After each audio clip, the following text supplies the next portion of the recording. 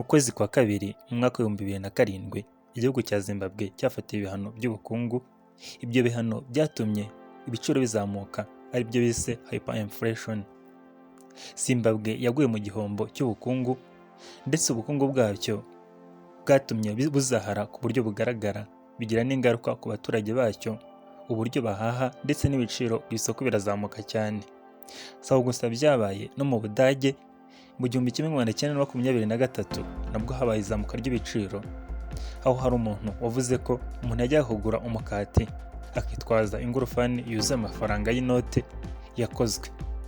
Ibi ahanini nuko leta y'Ubudage icyo gihe yakoze amafaranga menshi ititaye kureba ari ku isoko uburyo angana, ibyo bigatera ikibazo mu bukungu. Muri iyi minsi turimo kugenda twumva izamuka ry'ibiciro rikabije, ndetse ugasanga si mu gihugu kimwe ahubwo bisa naho ari ku isi yose, bigaterwa n'ibintu bitandukanye bikekwa, harimo nk'ingaruka z'icyorezo cya COVID-19 ndetse n'intambara y'Uburusiya na Ukraine ikomeje guca ibintu. Ariko burya hari n'izindi mpamvu nyinshi zituma ibiciro bizamuka ku isoko, ndetse n'abantu ubushobozi bwabo bwo guhaha bukagabanuka, ndetse inzara ikaba ishobora gutera, abenshi bagahitanwa nayo, cyangwa abenshi bakarya nabi babona ibibahagije mu buzima bwabo kubera ko ibiciro by'ibintu by'ibanze bakenera byazamutse. Aha turavuga nk'ibiribwa, ibicanwa ndetse n'ibindi bakenera mu buzima bwa buri munsi kandi by'ibanze kugira ngo umuntu abeho. Muri iki kiganiro turakubwira ku izamuka ry'ibiciro ariryo bita inflation, iyo ryakabije bakaryita hyperinflation cyangwa hyperinflation. Turakubwira ikibitera, icyo umuntu yakora ku giti cye, ndetse n'icyo guverinoma cyangwa leta zikora kugira ngo zibashe kugabanya no guhangana n'ibyo biciro byazamutse ku buryo bukabije, dore ko burya bigira n'ingaruka nyinshi ku muryango ndetse no ku baturage. Izamuka ry'ibiciro aribyo bita inflation ritera ihungabana mu by'ubukungu, ndetse ubukungu bw'ibihugu bukagenda nabi ntibutere imbere. Abaturage binubira bakanijujutira ibiciro badashoboye kugeraho cyangwa kugira ngo babashe guhaha no kugura iby'ibanze bakeneye mu buzima. Izamuka ry'ibiciro ni ikimenyetso kibi, ndetse ni igihe ubukungu buba buri mu maza. Izamuka ry'ibiciro ni igihe umuntu amafaranga yaguraga ikintu yazamutse, bikaba bishobora no kwikuba bwikube bwinshi cyane. Ariho hantu bavuga ko umuguzi ubushobozi bwe bwo guhaha bwagabanutse ku isoko, aribyo bita reduced purchasing power. Izamuka ry'ibiciro ni ikimenyetso cy'uko abaturage binjiye mu bihe bituma batishima, kubera ko twa dufaranga bahashyaga bakabasha kubona ibibatunga ntituba tugihagije, baba bakeneye andi y'inyongera. Ariko nayo y'inyongera iyo uyashyizeho nabwo usanga cyaba ari uburyo bwo kongeza umuriro wari usanzwe waka cyane. Ikinyuranyo cy'izamuka ry'ibiciro cyangwa cya inflation baryita deflation. Iki giheho ibicuruzwa biba biri ku giciro cyo hasi cyane, ku buryo ubushobozi bw'umuguzi buba bwiyongereye, aribyo bita increased purchasing power. Ni ukuvuga ngo umuntu agura byinshi kandi akabigura amafaranga makeya kubera ko ibicuruzwa biba biri hasi. Ariko iki gihe leta ntizibikunda, kuko ibi bisingiza ubukungu bikanatera n'ubushomeri mu bantu. Dore uburyo bapima izamuka ry'ubukungu. Iyo bapima izamuka ry'ubukungu bakoresha igipimo bita Consumer Price Index. Icyo gipimo kikagereranya uburyo umuntu ajya ku isoko yitwaje udufaranga twe, hanyuma n'ibyo ari bubashe kugura muri ya mafaranga yitwaje. Iyo rero habayeho inflation cyangwa izamuka ry'ubukungu, kuri ya mafaranga yitwaza akazana ibintu bishobora kumutunga no kumuhaza, usanga byaragabanutse, ahubwo amafaranga yatwaraga ugasanga ntakigura ibintu bimuhagije. Ari nk'ibyo muri iyi minsi dusanga, ugasanga litiro y'amavuta igiciro yaguraga kikubye 3. Ibi rero bikaba ari ikintu kibi ndetse n'ikimenyetso kibi, kuko abaturage ntibagifite ubushobozi bwo guhaha ndetse no kubona ibibatunga mu buryo buhagije. Hari ibintu bitandukanye bishobora gutera izamuka ry'ibiciro ku isoko, aribyo bita inflation. Iyo inflation igaterwa n'ibintu bitandukanye tugiye kuvuga ganiro. cyane cyane kuzamuka kw'ibiciro mu buryo bukabije. Ikintu cya mbere kibitera ni uko amafaranga akorwa ari byo bita amafaranga yapurintinzwe cyangwa yakozwe aba menshi akinjira ku isoko, bityo amafaranga yaba menshi ku isoko ugasanga ibicuruzwa birimo guhenda kubera ko amafaranga yabaye menshi mu baturage cyangwa muri rubanda. Nanone iyo umuvuduko w'amafaranga, uburyo akoreshwa n'uburyo ahererekanywa wiyongereye, ari byo bise increase the velocity of money, nabyo bishobora gutera izamuka ry'ubukungu. Ariko si ibyo gusa bishingiraho, kuko iki gihe ushobora kubihuza no muri ibi bihe bya covid, leta na guverinoma zitandukanye zagiye zifata amadeni mu bindi bihugu bihagaze neza, ndetse zikabasha no kwikora amafaranga ubwazo kugira ngo zibashe kuziba icyuho cyatewe n'iyo covid. Ibyo rero bikaba nabyo bishobora gutera cyangwa kuba impamvu yatera inflation cyangwa izamuka ry'ibiciro rikabije. Ariko hari n'izindi mpamvu zishobora gutera izamuka ry'ibiciro. Ni igihe agaciro k'icyo kintu waguraga cyagurwaga kiyongereye, cyangwa mu gihe ibintu byasabwaga kugira ngo cya gicuruzwa kirimo kugurwa byongereye mu gaciro. Ndaguha urugero nk'ubu ngubu, kugira ngo ukore isabune bitandukanye na mbere, kuko ibikoresho ubu ngubu bikorwamo isabune byarahenze. Ibyo rero bituma n'isabune ihenda ivamo. Iyo rero nk'ubu ngubu ushobora gusanga kugira ngo uzakore umukati uzakenera ingano cyangwa ifarini ukayifata iguhenze. Ibyo bigatuma n'igiciro cy'umukati ukizamura kugira ngo ubashe kuziba cya cyuho wahenzwe ugura isukari, ari byo bita increased production cost. Nanone kugira ngo ikintu gihende ku bintu byakigendagaho, burya n'umukozi ashobora kuguhenda, bityo ugatuma icyo gukorera cyangwa igicuruzwa agukorera nacyo kizamuka mu biciro kugira ngo ubashe kuziba cya cyuho watakaje kugira ngo cya gikoresho gikorwe.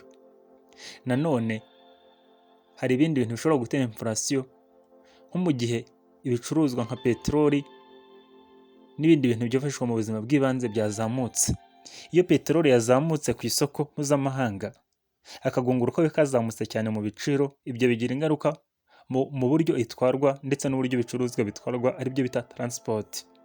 Iyo rero gutwara ibicuruzwa bihenze, cya giciro cyo kubitwara kiyongera ku cy'umuguzi yakabiguze. Ibyo nabyo bigatuma umuntu agura ahenzwe, aribyo bita inflation.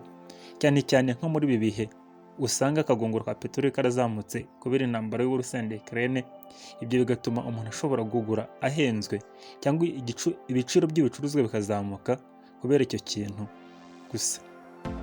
Nanone ikindi kintu gishobora gutuma habaho inflation cyangwa igiciro kizamuka mu gaciro, mu buryo kigurwa, amafaranga yagurwaga akaba menshi, yakiguraga akaba menshi, ni mu gihe cya gicuruzwa cyabaye gike ku isoko kandi gikenewe na benshi. Ibi bikaba hari n'abantu babikoresha kugira ngo babashe guhenda no kuronkera mu nduru mu gihe babona ibicuruzwa bitazaboneka vuba ku isoko, ibihari bakabihisha kugira ngo bibe bikeya, maze bazabizane byarabuze burundu bakabigurisha ku giciro bashaka, akaribo bagena igiciro.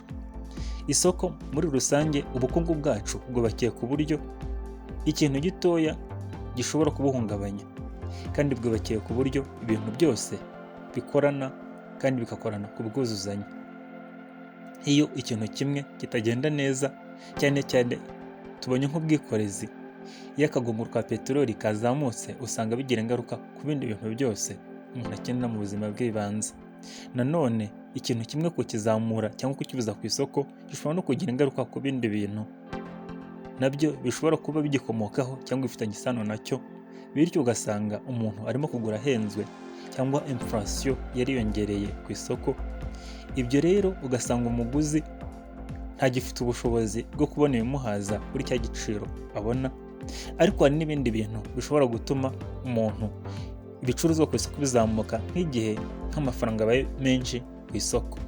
Aha ni mu gihe interest rate cyangwa inyungu ku nguzanyo yagiye hasi, abantu bakaguza ari benshi mu mabanki. Icyo gihe amafaranga aba menshi muri rubanda, nabyo bikaba bishobora gutera inflation.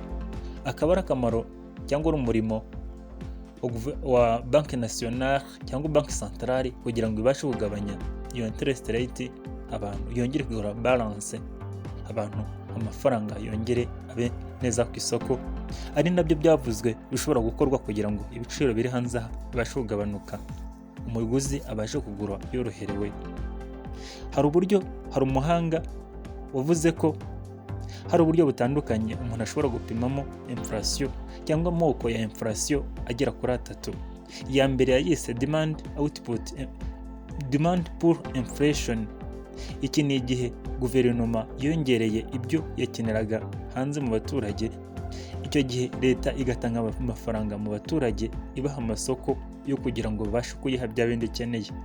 Ariko iki kikaba ari igihe cyiza cyo mu bukungu, nuko ibiciro bizamuka ku isoko, ariko burya abaturage baje kubona amafaranga menshi, ndetse umuntu akabona n'ayo guhaha, akabona ifaranga iri kumugeraho neza nta kibazo. Kandi iki ngiki nta kintu biba bitwaye, kuko buba ari uburyo leta ibona ibyo ikeneye kandi n'abaturage bakabona ibibakeneye by'ibanze, ndetse n'amafaranga akaba menshi muri rubanda, ugasanga umunezero muri rubanda umeze neza nta kibazo kirimo. Inflation ya kabiri niyo yise cost push inflation. Iki gihe rero ibicuruzwa biri hanze ku isoko biba byazamutse, ibyo bigaterwa nuko nabwo ibyakenerwaga kuri bya bicuruzwa kugira ngo bigere ku isoko nabyo byazamutse cyangwa byahenze. Ari muri cya gihe twavuze n'igihe ibitoro byazamutse, ugasanga kugunguka byo karazamutse, bityo bikagira ingaruka kuri transport cyangwa ku bwikorezi bwa bya bicuruzwa, ugazasanga bya bicuruzwa birahenze. Nanone hari ubundi bwoko bwa inflation bwa 3 yise brute inflation. Iki gihe rero bigaterwa nuko amafaranga yabaye menshi ku isoko, bityo ibicuruzwa ntibigendane n'amafaranga ari ku isoko, ugasanga amafaranga ni menshi muri rubanda kandi bose bakeneye kugura bya bicuruzwa, bityo bigahenda. Iki rero kikaba ari igihe kibi, ndetse ugasanga abaturage bamwe muri bo batanezerewe, amafaranga ari mu gice kimwe kandi ari nabo bashobora kubona ibintu byose bakeneye, abandi barumiwe bari mu bukene n'agahinda gakomeye. Izamuka ry'ibiciro rishobora guterwa n'impamvu nyinshi zitandukanye. Aka ni agace ka mbere tubikozeho, tuzakora n'utundi duce dutandukanye mubasha gusobanukirwa n'ibiciro, uburyo bizamuka, uburyo bikontororwa, ndetse n'icyo umuntu ku giti cye yakora kugira ngo ahangane n'ibyo biciro byazamutse ku isoko, kugira ngo abashe kubaho, abanabone iby'ibanze akenera mu buzima. Iyo ibiciro byazamutse ku isoko, abantu ntibabona ayo kuzigama, ubwo usanga utwaye akazigamye natwo dushyira ku isoko, bityo ugasanga abantu bari mu bukene n'agahinda, yanagira ikibazo akabura utwo kwitabaza ngo tumugoboke. Niyo mpamvu twahisemo gukora iki kiganiro, turakubwira gukora subscribe n'ukanda kuri notification kugira ngo ibiganiro uzajye ubona mu ba mbere. Bye bye.